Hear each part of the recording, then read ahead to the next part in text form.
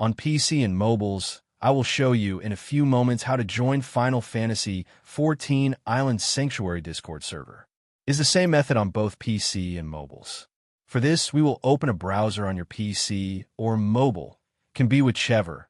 In my case, I will click on the URL bar and type this URL to be able to join this Discord server.